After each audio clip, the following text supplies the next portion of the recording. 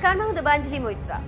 असम राज्य में अगले साल विधानसभा चुनाव होना है, लेकिन उससे पहले ही राज्य की बीजेपी सरकार ने सरकारी मदरसों पर ताला लगाने की पूरी तैयारी कर ली। सरकार का साफ कहना है कि सरकारी खजाने से कुरान की शिक्षा नहीं दी जा सकती। बीजेपी सरकार के इस ऐलान से विपक्ष बुरी तरह भड़क गया।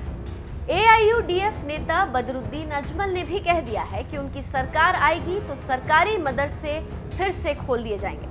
सोनोवाल सरकार में शिक्षा मंत्री हेमंत बिस्वा शर्मा ने मंगलवार को एक प्रेस कॉन्फ्रेंस के दौरान पत्रकारों से बात करते हुए कहा कि किसी भी धार्मिक शिक्षा वाले संस्थान को सरकारी फंड से संचालित नहीं किया जाएगा।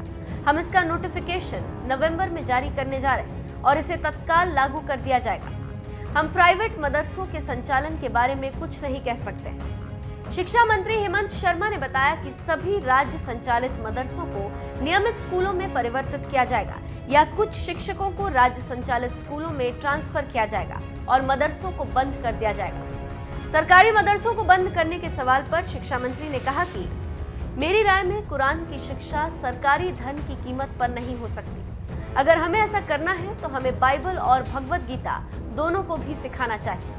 इसीलिए हम एक रूपता लाना चाहते हैं और इस प्रथा को रोकना चाहते हैं। सोनोवाल सरकार के इस ऐलान पर AIUDF के मुखिया और लोकसभा सांसद बदरुद्दीन अजमल ने कहा कि अगले साल राज्य में विधानसभा चुनाव प्रस्तावित है। अगर उनकी पार्टी बहुमत से आई तो वे सरकार के बंद किए गए सारे मदरसे फिर से खोल देंगे।